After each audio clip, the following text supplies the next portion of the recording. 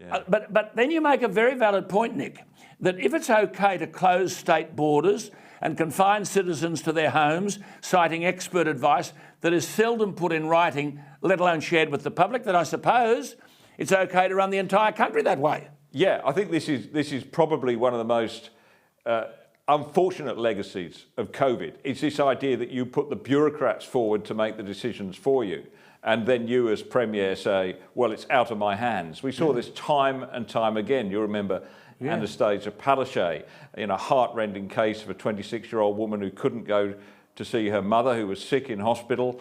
And Palaszczuk said, well, it's not my decision. Yeah. It's in the. It was her decision, you know. So I think we elect these people to make hard calls. And they don't. And to be responsible. And they don't. They don't. You've said, quote, if it's okay to make street protests illegal or arrest people for their Facebook posts on the advice of public health officials, why bother subjecting anything to parliamentary scrutiny? So, Nick, shut off debate, as we saw during coronavirus, and anyone who disputes the verdict of the experts is not an expert, and most probably your words, a dangerous nutbag. That's right. Hey? No, if you dispute an expert, you're by definition not an expert. Yes. And so you're not worth listening to. You know, the problems with this mount, Alan, because you know, the parliamentary process is important. It's not just there for show. It's there to test legislation, to try it, to bring alternative points of view.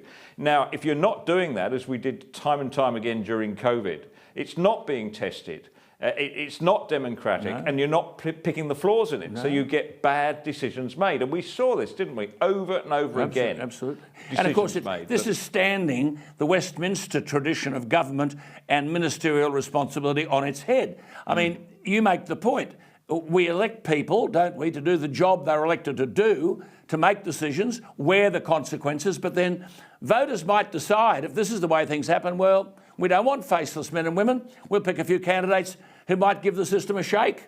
Well, exactly. And I think this is one of the factors, this is one of the reasons we're seeing such a high none of the above vote, if you like, you know, for the minor parties and for independents. And it's why the major parties can't get traction on that primary vote, because people are saying, well, you know, if they're not actually the ones making the decisions. These are made by people that are unaccountable. We get no say in this. No. And big decisions, Alan. I mean, like the debate over transgender rights, for instance, you know.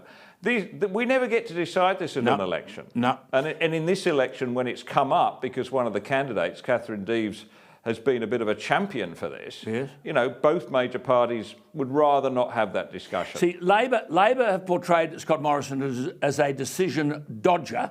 The advertisements have been powerful, even if dishonest. But did Scott Morrison make this bed for himself by convening a national cabinet, rarely blamed the premiers for their many, many mistakes, and at the end of the day, what's Scott Morrison got to show for it?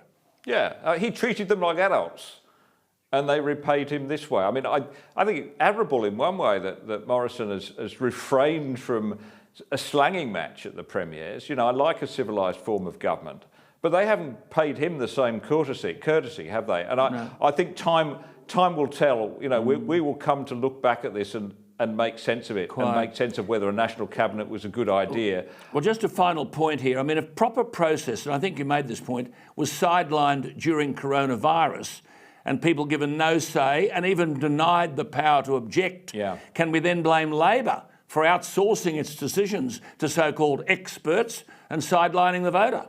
Look, Labor are very good at this. Labor have sympathy with the bureaucrats because the bureaucrats sympathise with them.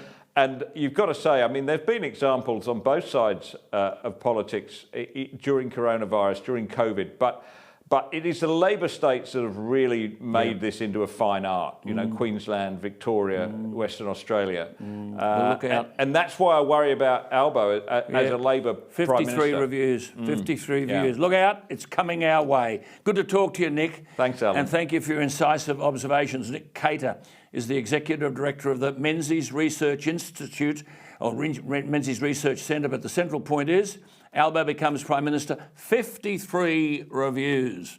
Parliament sidelined. Nick Cater, thank you for your time. Thank you, Alan.